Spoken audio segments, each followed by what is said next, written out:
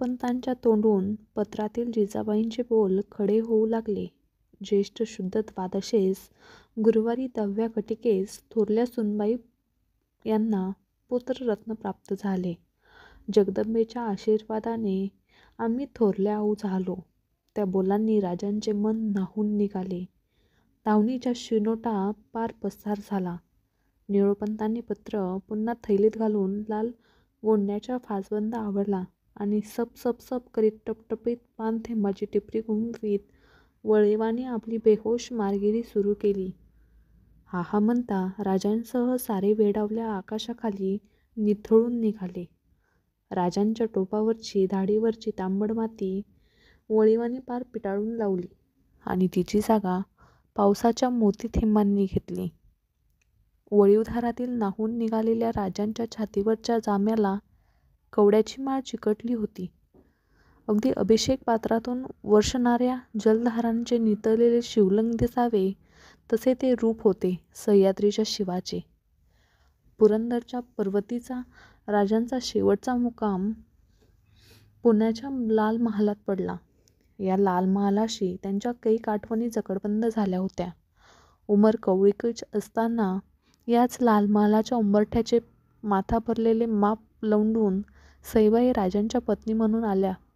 त्यावेळी एवढं भलं मोठं माप त्यांना दिसलं कसं नाही याचं राजांना हसू आलं होतं. आज त्यांना आपल्या त्या विचारांचं हसू येत होतं.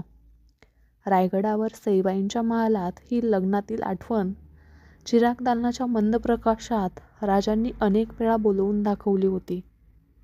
त्या आठवणी मनात घोळवीत राजे लाल महालाच्या माळवदावर आले.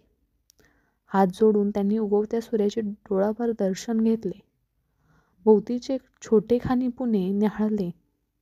केदार वेस, कुंभार वेस यांची तटबंदी धरलेले छोटे खानिपुणे दुर्डीतल्या दह्याच्या लोटक्यासारखे दिसत होते. ते बघता बघता राजांना 15 सालापूर्वीचा काळ आठवला. 15 वर्षापूर्वी हे सगळं गावठाण तसनच झालेलं होतं. त्याचं सुरळपण सुकून गेलं होतं. या बेचिराग मातीला आऊसाहेबांनी बोलतं केलं. मासाहेबांचा हात पाठीवर घेऊन या बरड जहांगीरीत सोन्याचा फाळ लावलेल्या नांगराच्या खुंटाळीला आम्ही हात घातला. इथंच आमच्या मनसुब्याला श्री गणेशा शुभ शकून सांगायला आम्हास गजाननाच्या मूर्तीनं दर्शन दिलं. त्या मूर्तीची आठवण येताच राजे विचारात हरवले. श्रीच्या गोमट्या राज्याची आनभाग आम्ही रायरेश्वराच्या मंदिरात घेतली. हर मनसुब्यात यश देण्यास प्रत्येक श्री समर्थ झाले. आजवर आऊसाहेबांच्या 2 चंद्रशांत डोळ्यांनी आमच्या मस्तकावर ममतेची बरसात केली. आता बाळराजांच्या रूपानं 2 हाताचे आम्ही आमच्या पाठीशी आले. सारी श्रींची कृपा. प्रसन्न शांत मनाने राजे महालात आले. चौरंगावर तबकात ठेवलेले केसरी टोपावर त्यांची नजर गेली. जवळ जाऊन त्या टोपाला आपल्या उजव्या हाताची बोटे भिडवून ती छातीला लावून राजाने त्या टोपाला वंदन केले. दोन्ही हातांनी अलगद उचलून त्यांनी तो मस्तकावर घेतला आणि राजे महालाच्या सदरेवर आले.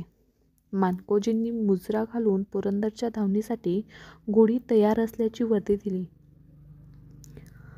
तांबड्या कुंमेद घोड्याला तबेल्यात ठाणबंद करून मानकोजींनी राजाची लाडकी काळभोर रंगाची कृष्णा घोडी धावणीसाठी तयार ठेवली होती.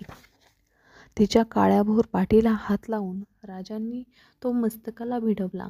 रिकिबीत पाय भरून झेपावत पक्की मान घेतली.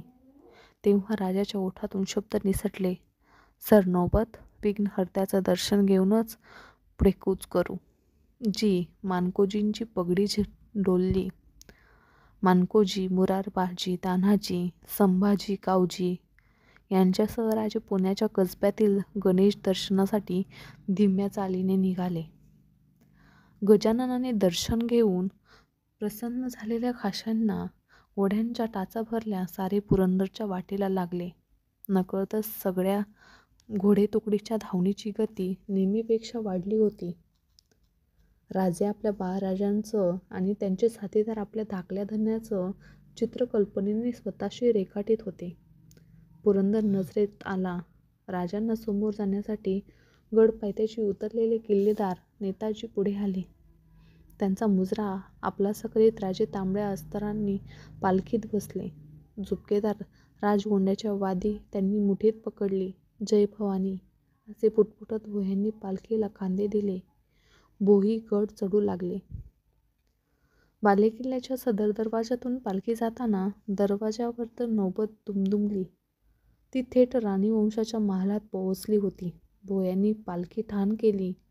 राजे बालेकिल्ल्याच्या पायऱ्या चढू लागले. एक वार मागे वळून त्यांनी भक्कम माचीचे हात पसरलेल्या पुरंदरावर टेहळती नजर फिरवली आणि झपाझप कदम उचलीत झडणारे मुजरे आपलेसे करीत ते थेट दरुणी महालाकडे चालले. दरुणी महालाच्या दालनाच्या दरवाजात उभा असलेल्या पहारेकऱ्यांच्या हातात त्यांच्या कमरेची जमदाड दिली. उंबरठ्याजवळ पायातील बागदार मोजड्या उतरल्या आणि समयात येणाऱ्या शांत दालनात पाऊल टाकले. समोर सईबाईंच्या मंच शेजारी उभ्या असलेल्या हसतमुख आऊसाहेबांना पाहताच ते झटकन कमरेत वाकले. त्यांच्या गळ्यातील कवड्यांची माळ ओळंबली. उजवा हात 3 वेळा परसबंदीकडे नेत त्यांनी तो छातीला भिडवून मुजरा रुजू केला. जिजाऊ हसतच 5 पावलं पुढे आल्या. त्यांचे चरण शिवून राजांनी आपला उजवा हात स्वतःच्या मस्तकी लावला. जिजाबाईंनी त्याच्या हाताचं एक मोहराजड थैली दिली.